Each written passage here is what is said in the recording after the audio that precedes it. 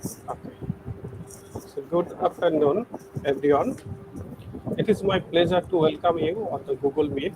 I am so happy to see you all here. I appreciate your presence at this weekend time. I would like to extend a special welcome to our guest, Dr. Steve Westlake, who will be speaking today on Britain's greatest gift to the world, Bangladesh and the BBC World Service. I am so excited to have you all here to participate in this guest lecture.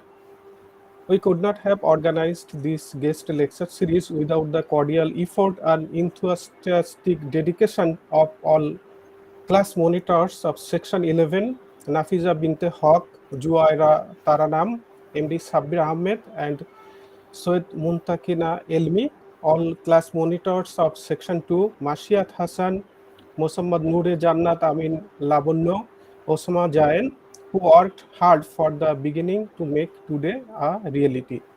The General Education Department of the University of Liberal Arts, Bangladesh organized this guest lecture. I am happy to inform you that the course coordinator of History of the Emergence of Independent Bangladesh and senior lecturer of GED ULAB, M. Shahidul Islam Khandokar, also helped to organize this session. I am seeing the department head of GED, well-known archaeologist, Professor Shahnaz Husne Jahan, PhD, online. I am glad to welcome her. She has a role as a chair of this guest lecture. We are eagerly waiting to hear her concluding remark as chair of the guest lecture at the end of today's session.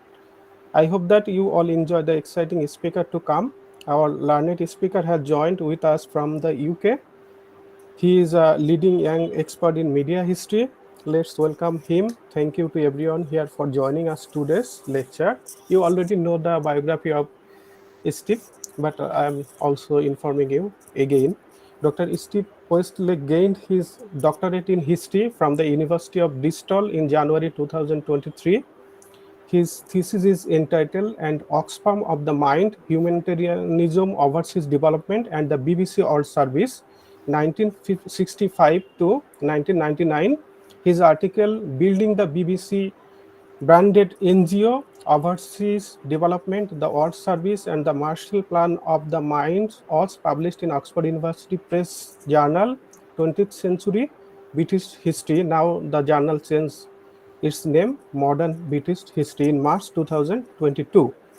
Steve gained his MA in Comparative History at Central European University, Budapest, Hungary, and his BA in History at Emmanuel College, University of Cambridge.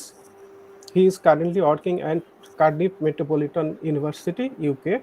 Steve is one of the best student in my class, and I would like to inform you, our student, how Steve helped me when he got a new document, new article related to my MA thesis. He sent a mail to me and say, "Hi Abu Saleh, this article may help you. You can read it." So very cordial classmate. I can remember him always for his cooperation in during my study.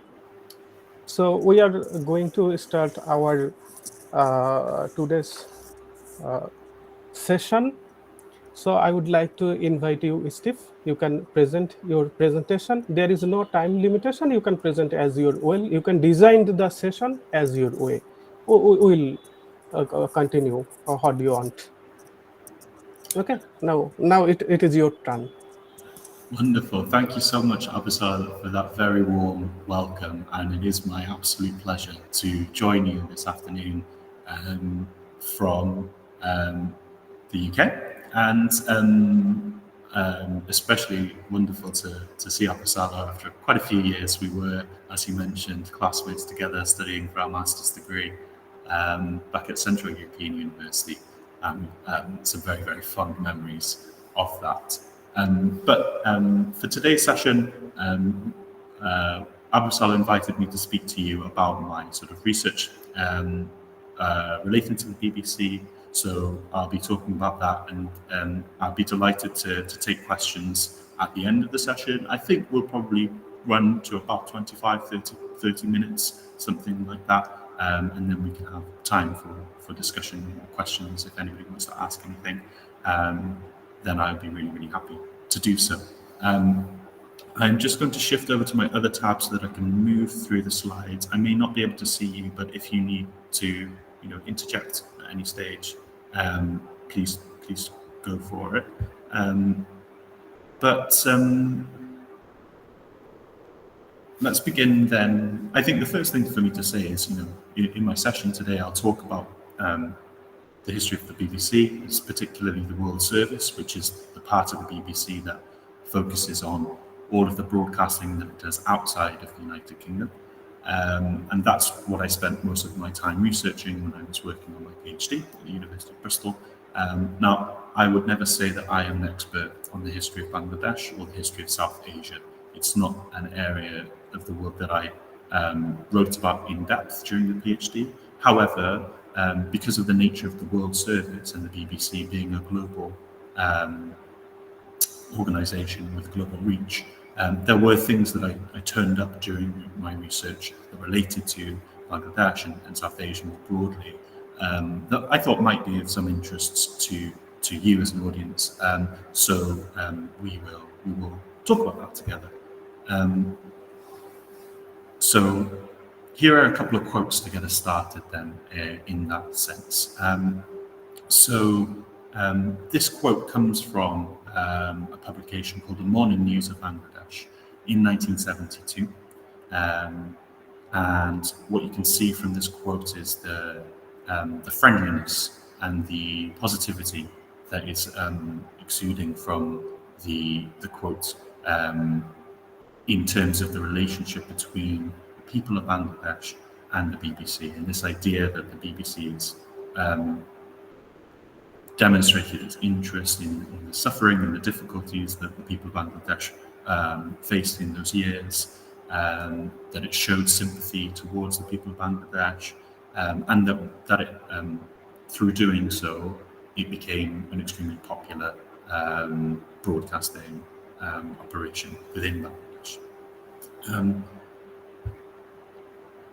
And then we have this, which is a slightly different point of view. So this quote, the trouble with the idea that the BBC is our friend is that it usually ends in tears when circumstances change and it starts reporting bad news. So this quote comes from Andrew Walker, who worked for the World Service for a long time and wrote a great book called A Sky Full of Freedom, all about the history of the World Service. And I think these two quotes together get us thinking really about, well, what is the relationship between the BBC and Bangladesh, but also any other kind of foreign country? Is it best understood in terms of friendship or in terms of sympathy? Or is there actually, is there a better way, a deeper way to sort of frame this relationship that helps us to make sense of what the BBC is actually doing and why the BBC bothers to broadcast in so many different languages in so many different places around the world. Here's another indication of the kind of work that the BBC World Service has done very recently and continues to do in Bangladesh. And again, this may be very, very familiar to many of you on the call. The BBC Janala service. So the BBC, working with lots of other partners, partner organisations, NGOs, and the British government, has invested a lot of time and money into schemes like BBC Janala in Bangladesh, which is a scheme designed to support people across Bangladesh with learning English. And the BBC has really taken this on as a major part of its work, spreading the ability to teach and learn English and using technology like mobile phone technology to do that. And it has a long history of doing that, which I might talk about in a little bit. But again, this gives you the sense of why it would be that many people in Bangladesh then and now might think of the BBC as a friend, an organisation that's providing these services at a very low cost to support them to learn English so that they can use their English skills to improve their lives. So in terms of what questions I've been really interested in from my work with the BBC, I became interested in the World Service.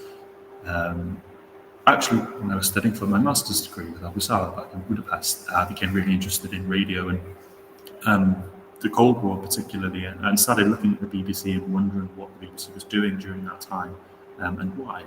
And for me, it's that question of what's changed and what's stayed the same since the BBC started broadcasting abroad way back in 1935, when the service was called the Empire Service.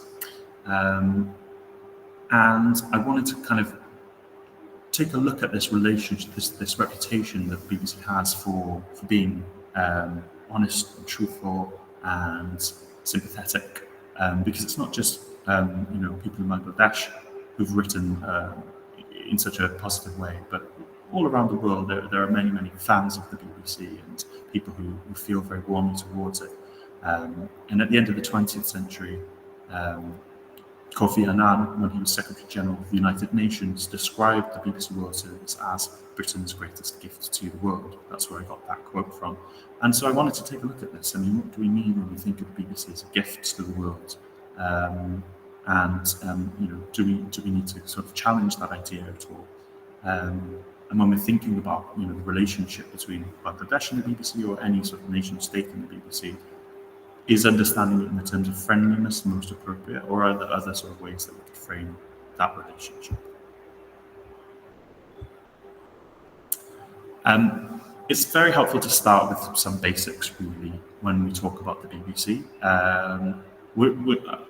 Many of us will be familiar with the BBC as a brand as it exists today, and we will build our own personal relationships with the BBC. But it's good to have a sense of the history that went into building that brand, really. So when we talk about the BBC, it was launched originally way back in 1922. So the BBC celebrated its 100th birthday a couple of years ago, and there were lots of events and things going on to celebrate that. In terms of its overseas broadcasting, that began 10 years later in 1932. And as I mentioned, initially, it was called the BBC Empire Service. So in the 1930s, of course, Britain had a very large empire overseas, and this service was designed with that empire in mind. So John Reith, who was the Director General of the BBC, when he launched this Empire Service, he had very grand ambitions for it. He saw it as a tool for education and connection of different parts of the world, and he thought that he wanted the Empire Service to be exploited to the highest human advantage and dedicated to the best interests of mankind. So he had this vision of what would become the World Service as a humanitarian tool, really, to educate and inform the world. But really, when they started broadcasting in the 30s, the capabilities of radio were still quite limited. It's not like today where you can have an idea and express it over a digital platform within moments. It was quite difficult to get radio services to spread over space.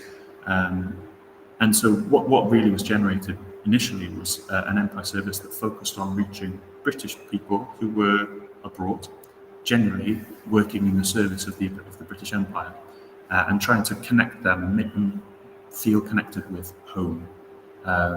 So there was this idea of the listener to the original Empire Service was imagined to be that British person who was living abroad, this image of what they called the lonely listener in the bush. But this idea of what overseas broadcasting is for starts to change quite quickly. By the time we get into the late 1930s, you obviously have the spectre of war in Europe once more breaking out. And in 1938, the BBC starts broadcasting in foreign languages for the first time. So in German and French and Italian from 1938, recognizing that other countries in Europe were using radio to spread their ideas. So the Nazis in Germany, the fascists in Italy were doing it. And there was a sense that Britain didn't want to get left behind. And then with the outbreak of war in 1939, it dramatically increases the number of foreign languages that it broadcasts in. And the experience of World War II from the BBC is really remembered with a great amount of pride within the organisation. A lot of the people who I spoke to during my research who worked for the BBC remembered how older colleagues of theirs would reflect on the war and say, this was really important work that we did. They saw it as the BBC's finest hour. A lot of their broadcasting was done in partnership with the resistance movements in occupied countries in Europe. So they would give voice to people like Charles de Gaulle, who was the president in exile of France. So there's a lot of pride around that.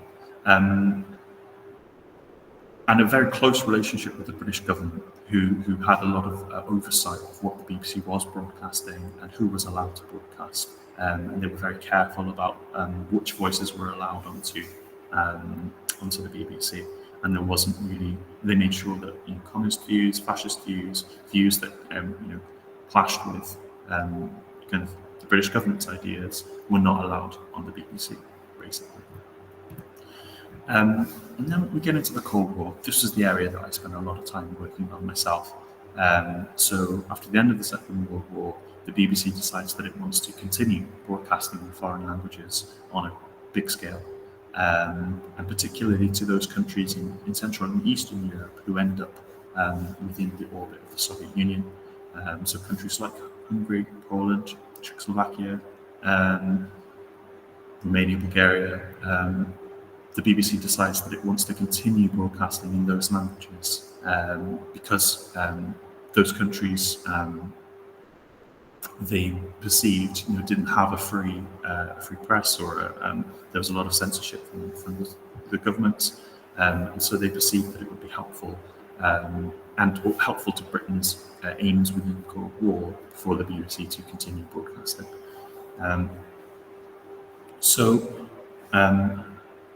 This is an interesting point to start to reflect on. The kind of core dissonance that I see at the heart of the BBC World Service, which is, on the one hand, it has this reputation for being an impartial broadcaster, and it has this reputation for being a real provider of objective news. And then on the other side, we understand that the BBC is very much a part of Britain's Cold War arsenal. It is very much part of what Britain thinks it's doing to influence other parts of the world. And the World Service is funded, or across most of its history, was funded directly by the British government. The money came from the British government, which is very different from what we might call the domestic BBC. So the BBC that UK citizens watch on television is paid for by something called the licence fee. So UK citizens pay for a licence, which the money goes directly to the BBC. And the BBC is very proud of this, and they use this to say that they're not a government broadcaster, that they are impartial, and that they are separate from the British government.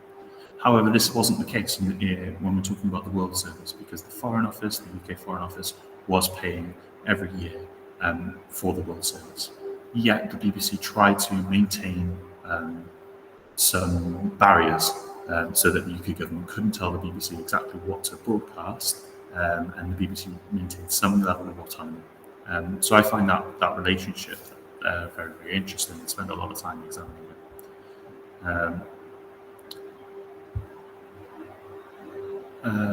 So a lot of what's been written about the World Service up till now has focused on the role that the BBC played during the Cold War. But what I wanted to do with my research is take a slightly different approach. And instead of focusing on the Cold War, I looked a lot at the BBC's relationship with overseas development instead, in particular in the parts of the world that left the British Empire in the 40s, 50s, 60s. So in Africa, in Asia and Caribbean, the BBC was very involved in setting up broadcasting in those parts of the world.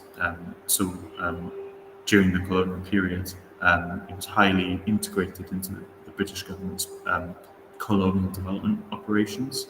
And as the empire ended, it maintained a very close relationship with the Overseas Development Ministry within the UK, and also with organisations multinational organisations like the Commonwealth, doing things like delivering training programs for journalists and cameramen to use the kind of technology that was rapidly developing in the 60s and 70s, in creating programs that were designed to encourage what they called development.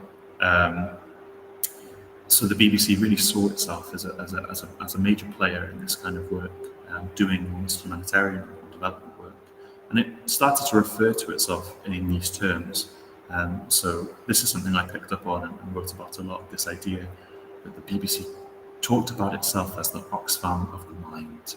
And I found that phrase really fascinating, and I wondered why the BBC chose to compare itself with Oxfam, which, as you probably know, is one of the leading humanitarian NGOs, charities in the world.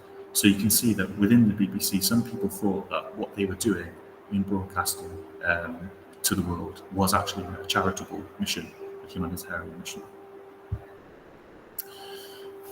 So, as I started to talk about, it's really how do we understand these almost competing ideas, or are they compatible? There's this idea, within the BBC that they are dedicated to truth, to telling the truth, to staying impartial, and to never broadcasting anything that could be understood as propaganda for the British cause. And yet we know that the World Service is funded, has been funded by the UK government directly for the vast majority of its history, and that it is considered to be one of Britain's leading soft power tools. You may have come across this term soft power before. Joseph Nye is the academic who kind of coined the phrase, and so there's a short description here of what he means by that. And soft power is the ability to get what you want through attraction rather than coercion. So it's about persuading other parts of the world, other actors, to act in your favour by appealing to them, by building positive relationships with them. And so the BBC obviously is a hugely important soft power asset for the United Kingdom, because if people think fondly of the BBC, then that can have a spillover effect into the way that they feel about Britain as a country. This quote comes from a guy called Conrad Sirk, who's very interesting. He, in the 1970s, was tasked with rewriting the World Service's broadcast philosophy. So in the 70s, he was asked to reflect on what the BBC does, why it does it, and whether anything should change. And when he was tasked with, exploring this idea of how can the BBC stay impartial if it is funded by the British government, this is what he sort of came up with. He said that, for the BBC, impartiality is not the same thing as staying neutral. So he says that impartiality doesn't require you to be impartial or neutral when you are thinking about truth versus untruth, justice and injustice, freedom and slavery, compassion and cruelty, tolerance and intolerance, including racial tolerance. So for Sirk, the BBC did not need to remain neutral on questions on the moral questions at the time, and there were some basic beliefs that they couldn't kind of deviate from. So it's quite an interesting way to define impartiality, and one that people might have different opinions on. Okay, so I hope that was helpful in giving you a little bit of a very quick grounding in the history of the World Service. But the next section is going to talk a little bit more about the BBC's role within South Asia, and a little bit about Bangladesh specifically, which I hope will be interesting too. So the BBC began broadcasting. You could hear the BBC from South Asia from the 1930s onwards by the Empire Service, but really in earnest, BBC's focused programming towards the region starts in 1941. So we're in the midst of the Second World War when the Bengali services launched, and those things are not coincidental. The reason why the BBC wanted to broadcast to South Asia at that time was because of their concern that the Germans and the Japanese, who were broadcasting to India, were using radio against British interests, and so they wanted to counter that.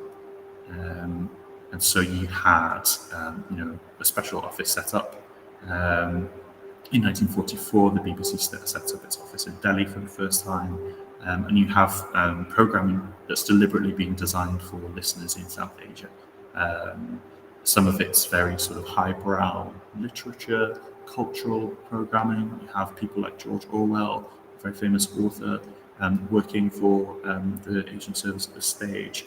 And there's been some really interesting work done to celebrate the 100th birthday of the BBC a couple of years ago. The BBC did an awful lot of history writing, and I've just popped the link there for anybody who does want to find out more about those early years of the South Asian service. As we get into the 50s and 60s, the BBC South Asian language services are becoming very, very widely listened to across the region, and they're broadcasting in lots of different languages, not just Bengali, but Urdu and Hindi and Marathi and lots of others. There was a feeling that kind of grew within successive Indian governments, that there was a concern that the BBC was reporting about India and painting it in an overly negative light. So seeing the BBC as focusing on the bad things that were happening and not enough on the good things that were happening. And so this kind of comes to a head really in 1970 when Indira Gandhi kicks the BBC out of India. She accuses it of neo-imperialism. And this little cartoon is drawn from a British newspaper, the Sunday Telegraph,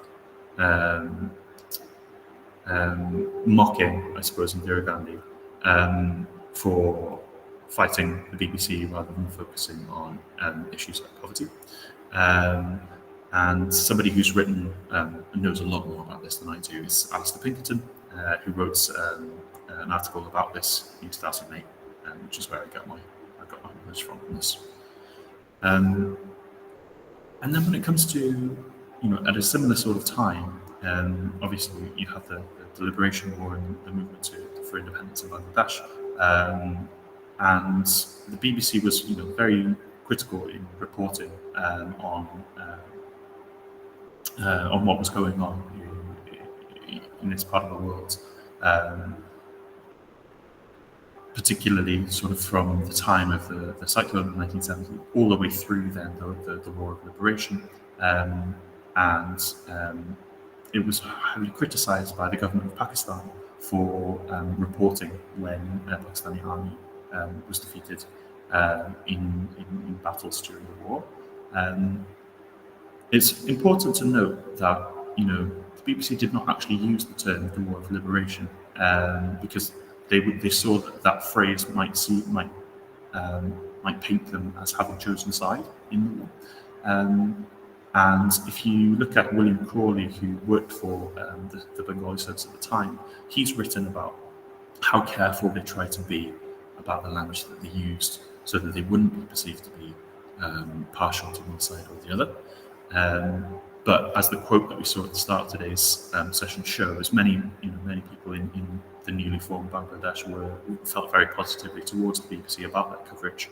The work that people like Simon Dring, who's pictured here, did to cover that war, to make sure that it got global attention, was celebrated. But it's also the case that later, and this is some 17 years later, 16, 17 years later, under a very different government, the BBC would be expelled from Bangladesh. So in 1987, under President Ershad, the BBC was removed from Bangladesh completely. So it just goes to show that these relationships can change depending on who is in government and what their priorities are, and that things can be quite fluid. And then if we move into sort of the 90s and 2000s and beyond, this is really where the BBC has done an awful lot of work within Bangladesh to support English language learning.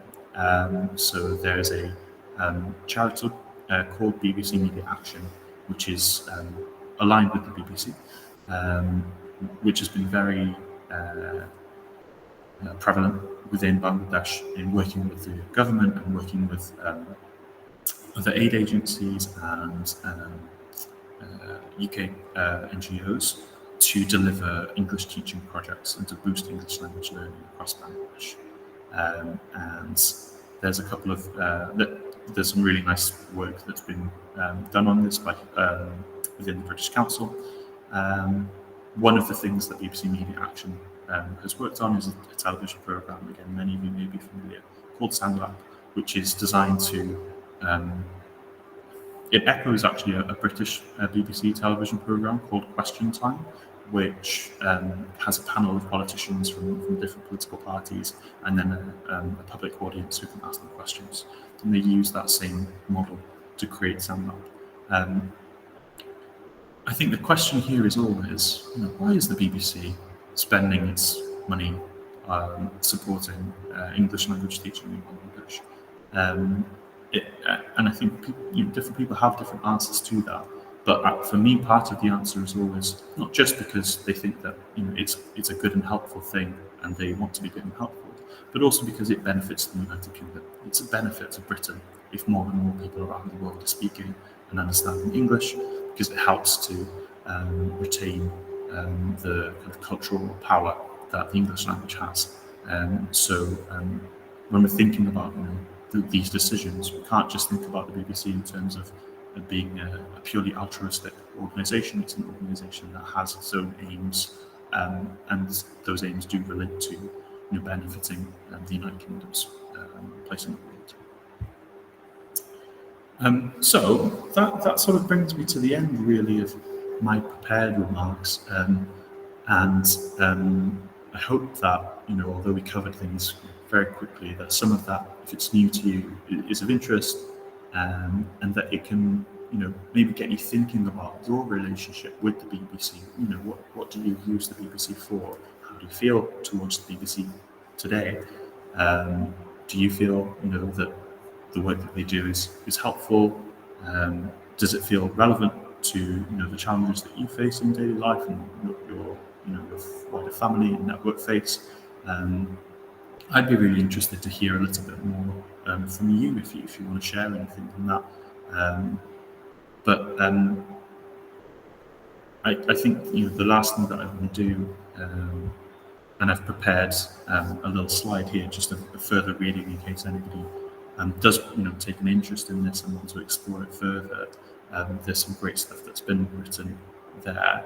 But just to encourage you to really think, when it comes to broadcasting, whether that's the BBC or any other sort of media organisation, always to think about, what's the motivation here, who is trying to influence or persuade, and what is the sort of power that lies behind the message that's being broadcast, and really to think about impartiality and the claims that are made, whether it's by the BBC or anyone else, and think about how and why those claims are made, basically.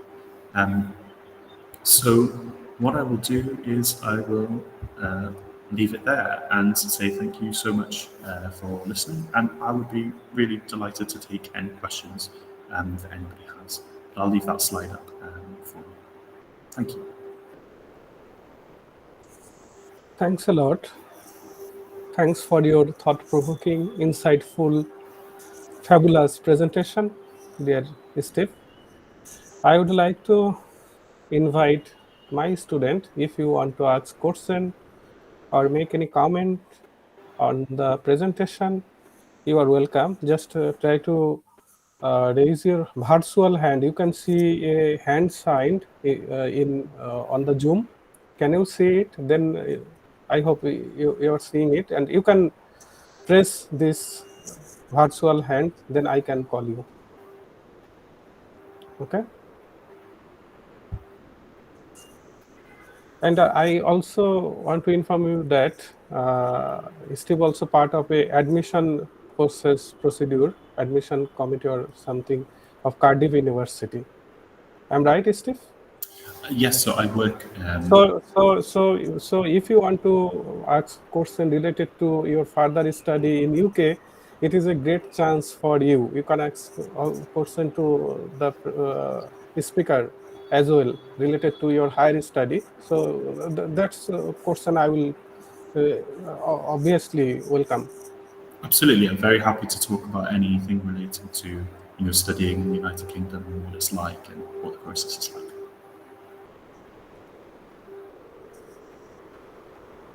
So before going to the student, I would like to ask a question to you. So how BBC work in Bangladesh during the liberation or time, if you know anything related to this, without support of the Pakistani government, you know that it was Mm. very difficult of that time. How they manage it?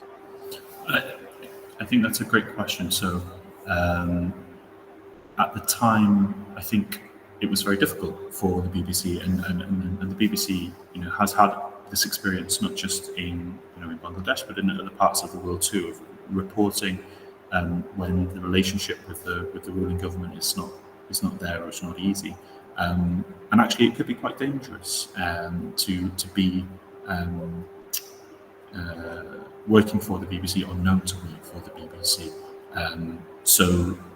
In Bangladesh, I know that the BBC was very, very reliant on Bangladeshis, local people working as what they called stringers. And a stringer really is the person who's actually on the ground getting the story, putting themselves at risk potentially, then feeding that through to the BBC. And then the way that the BBC works is very centralised, so everything flows back to London, back to Bush House, which is the World Services headquarters, and there it's checked, it's fact checked, it's maybe edited, it's packaged up and presented in a slightly different way before then being sent up to the program makers, who would then broadcast that in the vernacular language back to audiences in that part of the world. So the news sort of is gathered, it comes in, the BBC sort of edits and does its magic and packages it all together, and then it's all sent back out. But it certainly was, very challenging.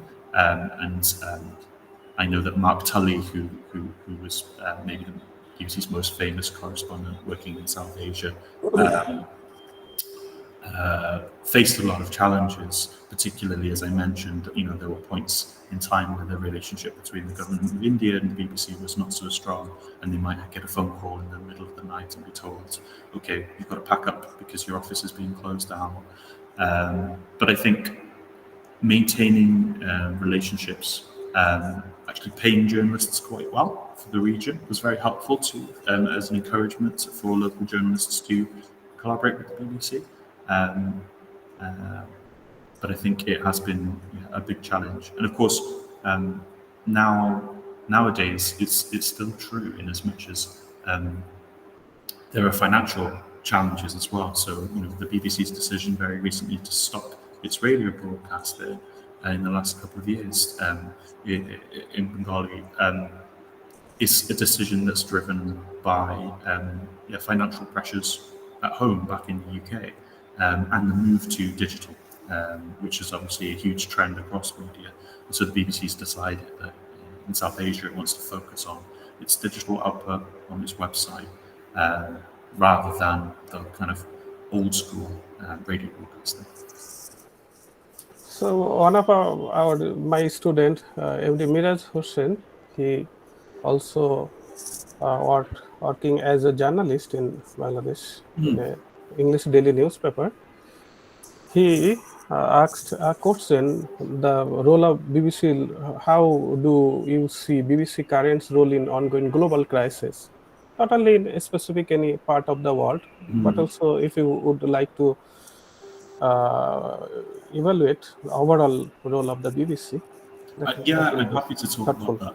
Very happy to talk about that. And I will caveat this by saying, any opinions I give are my opinions rather than not the BBC's opinions, not my university's opinions, just my personal opinions. But Yes. I think that the BBC's role is really vital because, as we know, it has this global reputation for objectivity and impartiality. And so, what the BBC says is listened to, by other media outlets, by people at large. And so, the BBC has a big role to play in framing these global conflicts, and in Palestine in particular, that's very, um, you know, um, very kind of prevalent in everyone's minds. And it's interesting, within I can speak to my personal experience. I've attended marches in solidarity with the Palestinian people in Cardiff, my home city, where a lot of the chanting and the slogans are um, directed at the BBC, because there is a feeling amongst many that the BBC's coverage of Palestine hasn't met the expectations that group has in terms of impartiality and in terms of objectivity. Um, so, you know, it's not to say that I think that's right or wrong, but I think that it's really interesting to note that even within the UK, there is this idea that the BBC is failing if it is not able to um, sufficiently kind of recognise what's going on in Palestine, and present that in a certain way. Um, I think it's also true if we talk about Russia and Ukraine, and I think obviously in the last couple of days there's been a lot of coverage relating to Israel and Iran, very connected to the Gaza crisis, and I would never, any journalist and any broadcasting corporation is going to have an incredibly difficult job. I think it's really important to recognise that the work that the BBC do, and that I know that the journalists who are working hard in those regions are motivated by a desire to get to the truth. But I think that the question is, institutionally, when we think about the BBC and we understand its history and its relationship with the UK government, it's hard to separate those two things. So there's always going to be pressure from the UK government on the BBC that it has to respond to one way or the other. And I think that does feed through then to editorial decisions about how to present, on global crises like Israel Palestine. So I can remember that you got the CEU alumni scholarship That's right. during your MA. That's Yes. right. I was. Yes. I can remember. So you are the one of the alumni scholarship holder. So now one of my students also asked question related to the scholarship. So how they can get a scholarship in UK easily? You may guide them. I think it's a great question, and I mean, the first thing to say is that every university is different, so it will always be really important to visit that university's website, identify the course or courses that you're most interested in, and look very, very carefully at the particular information that they have there. Because when it comes to applying for a master's, you apply directly to the university in most cases, and each university will have a slightly different offer. Some will have kind of scholarships that are specific to international students that you might be well placed to apply for. And sometimes those might be based on your academic achievement, but they might also ask you to provide other information in the application, perhaps about any sort of extracurricular activities that you've done or that you'd like to do as a postgraduate student. I would say the most important things are always going to be, firstly, make sure that your grades are good. That's always going to help to make a compelling case when you're applying for a scholarship. And secondly, try and talk about what you would do with this scholarship or with this qualification. How would you getting this postgraduate qualification change things for yourself personally, and perhaps for other people around you as well? If you can show that, by getting this postgraduate qualification, you will be able to have a positive impact in the place that you're from, I think that can be a really powerful way of making a good case. But my main advice would be stick with the advice that is given on the website of the particular university, and try and have a chat with somebody from that university. Try and actually have a conversation with somebody from their postgraduate admissions team before you start sending anything away, just to make sure that you have that you understand what's being asked of you. So we got another question that asked by Soeda Muntakina Elmi. What do you think to the occasion and fulfilled its purpose best? So what do you think about it? It's a great question. I really like it, and it's one where you've probably picked up, from the way that I present. I am quite a critic of the BBC. I take quite a critical approach, and so I tend to focus on those areas where I see um, uh, dissonance between the BBC's sort of the way that it projects its image, and what I think are the points that sort of depart from that. But for me, I suppose um, what the points where the BBC is doing what it promises to do are those points of crisis. It's those moments where people turn to the BBC because they need the basics in a particular disaster, in conflict, um, and I think that as we were talking about, although that's a space where it's easy for things um, to blur, it's also absolutely vital that people do have access to information if they're in a war zone, if there's an unfolding situation, and you need to know where to be and where not to be. So, for example, during the war in Vietnam in the 1970s, the BBC would broadcast to specific villages if they had any intelligence about um, the um, the conflict moving towards those villages, and they would literally say, "The North Vietnamese army is probably going to turn up in the village in 2 days. Get out if you can." And I think, brilliant. That's great work. In those moments of emergency, um, and I know that this is true, at the moment in Gaza and in Ukraine, the BBC has decided to put itself and the journalists who do that work and put themselves in the line of danger. I have an awful lot of admiration for.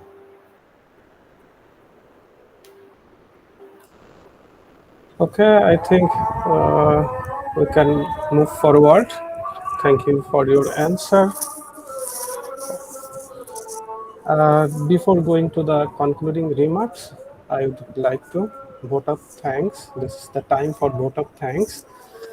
At first, obviously, the learned speaker, I would like to thank you for attending this session and presenting a thought-provoking, insightful, outstanding presentation. And I hope all of my students earned many things. They learned many things. They will develop their thought based on your lecture. And I hope I will set some question related to the lecture. So I hope they will engage your lecture in their exam paper too. So second, I would like to thanks all of my class monitors of section 11, Nafiza Binte Haq, Zuaira Taranam, MB Sabir Ahmed, Soeda Muntakina Elmi, and also all class monitors of section 2, Masiat Hassan, Musammad Noore Jannat Amin Labunya, and Osama Jain, Senior Administrative Officer of GED, General Education Department, ULAB, Laila Afroz, the Course Coordinator of History of the Emergence of Independent Bangladesh and Senior Lecturer of GED, ULAB, M. Shohidul Islam Khondokar, and also our Head of the Department, famous archaeologist, Professor Shahnaz Husne Jahan, PhD, and also finally the IT department of ULAB. They are hosting this program. They help what we need. So I would like to thank them.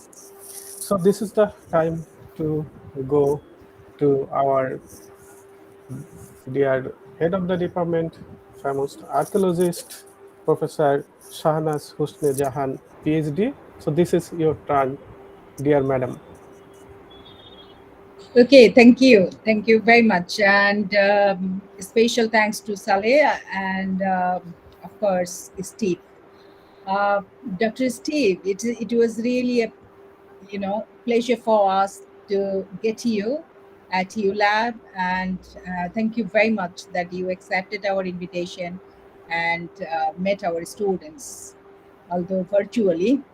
But yes, the invitation is again open for you. So anytime visiting Bangladesh, so please do come to our ULab and meet our faculty and students.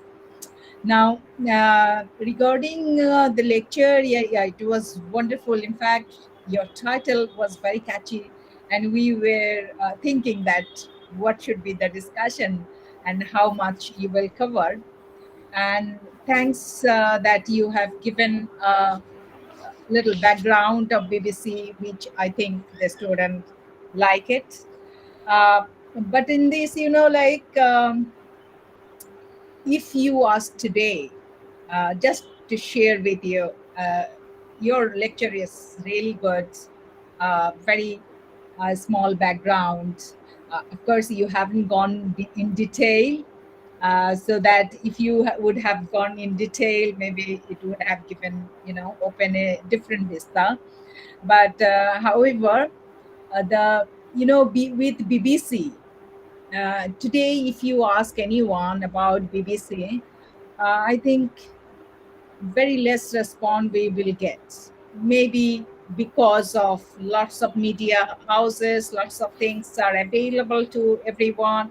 But when we think about 70s, it was only BBC, uh, as the third person, as the other, because any information about South and Southeast Asia, any kind of the political disturbances, war, or any kind of turmoil happening here. So it was the BBC. Everyone has that trust that BBC will give the right information, because where maybe the own government will not expose many things, maybe like you are talking about 71 liberation war when happening in Bangladesh. And in fact, drink, salmon drink was very famous in Bangladesh. Each of them, in that age, everybody knows his name. He is really famous person here, and everybody was believing what he's saying. Apart from any kind of political stand, what he is doing or what UN decides to be, uh, beyond that, it was like everyone thinking that from not from Pakistan, not from Bangladesh, not from India, but it's from other end. And this the BBC London will give us the right information. So it was so popular then, and I think till 80s, people were so much addicted to BBC in Bangladesh.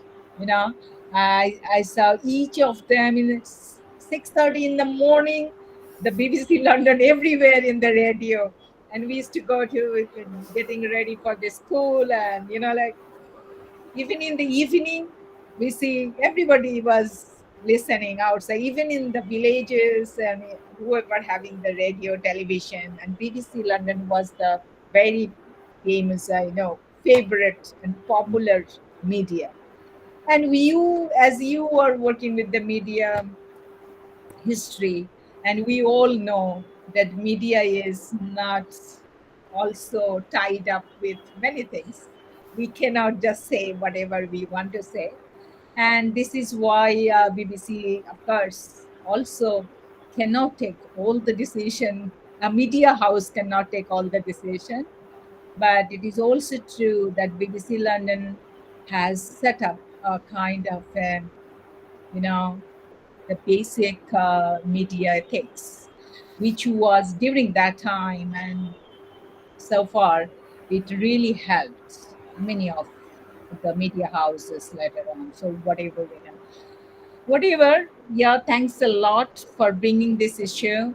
And as you have not covered the Bangladesh's relation with BBC in detail in much, and the liberation war time, it was really, BBC was the only cup of tea with the Bengali people. So, yeah, thank you very much again. Thanks a lot. And thank you, Saleh, to bring Steve and again inviting you to Bangladesh. Thank you. Thank you so much. It's really helpful to hear your personal memories of the BBC and just um, how valued what they did was. I think it's a really useful tonic. So I appreciate that, and thanks again for the invitation. Thank It's you. been wonderful. See you again, Steve. Thanks a lot. And thanks all of you who are ending this session. Okay, goodbye, Have a everybody. nice day. Bye. Bye.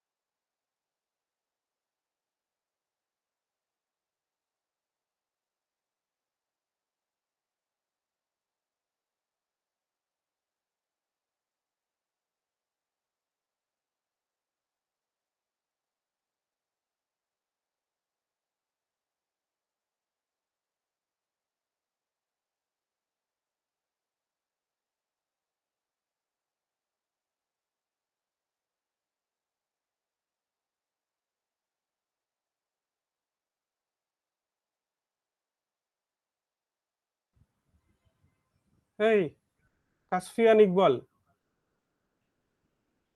Hello, hello. এরা কিভাবে চালাচ্ছে আমি তো বুঝে।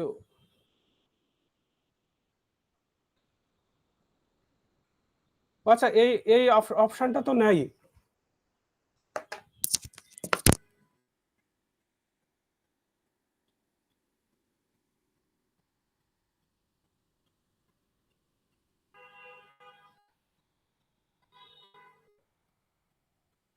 আচ্ছা, এই যে হ্যাঁ, in the call for everyone এই অপশনটা আমার এই জায়গায় নাই তো।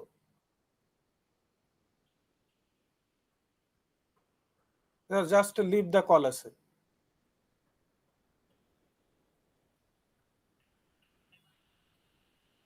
হ্যাঁ হ্যাঁ, রেকর্ডিং অপশন দেখাচ্ছে এখনো। হ্যাঁ, রেকর্ডিং হচ্ছে দেখাচ্ছে। In the call for everyone এই অপশনটা আমার এই জায়গায় হাইড কেন?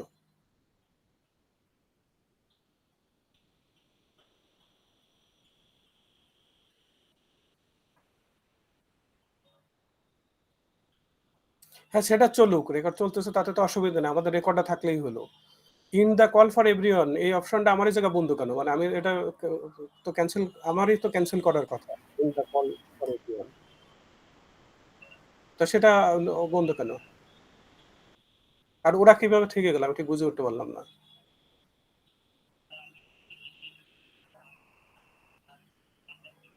হ্যাঁ বলেন, এখনই বলেন। ঠিক আছে, বলেন।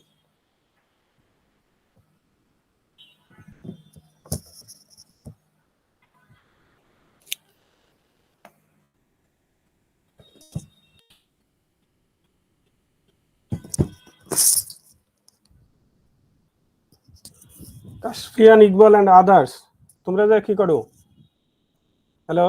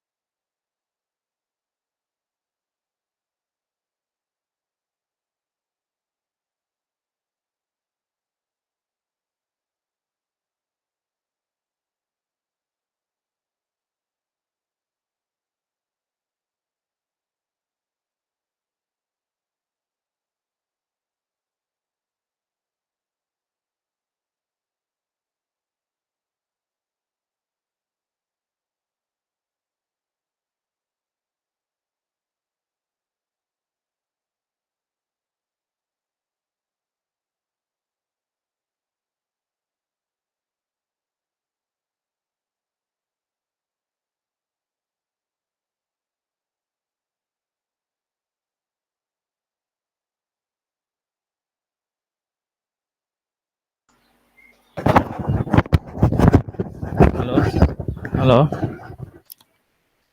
হ্যালো স্যার আপনার কথা শোনা যাচ্ছে না স্যার? হ্যাঁ, আমি শুনি, বলেন। হ্যাঁ স্যার, ওই যে ওই মেয়েটা গেলে আমি এটা কেটে ফেলতে পারি, আমি কেটে দিলেই এটা রেকর্ডটা বন্ধ হয়ে যাবে। আমি স্যারের সাথে কথা বলছি, আমাদের আইটি হেডের সাথে। হ্যাঁ, কি বলেছেন উনি? বলছে যে আপনি বের হয়ে যেতে বলছে আপনাকে, আর ওই মেয়েটাকে বের হয়ে গেলেই এটা অটো রেকর্ডটা চলে আসবে আপনি মিটে। আচ্ছা দাঁড়ান, এরা এরা বসে আছে কেন? আমি ঠিক বুঝে উঠে পারলাম না। একটা মেয়ে এখনো বসে আছে, ও মনে হয় দাঁড়ান, এটা অন করে রেখে সে মনে হয় কোথাও চলে গেছে, আচ্ছা দেখতেছি। এরকম হবে স্যার। দাঁড়ান, সিআরকে আমি ফোন দিচ্ছি।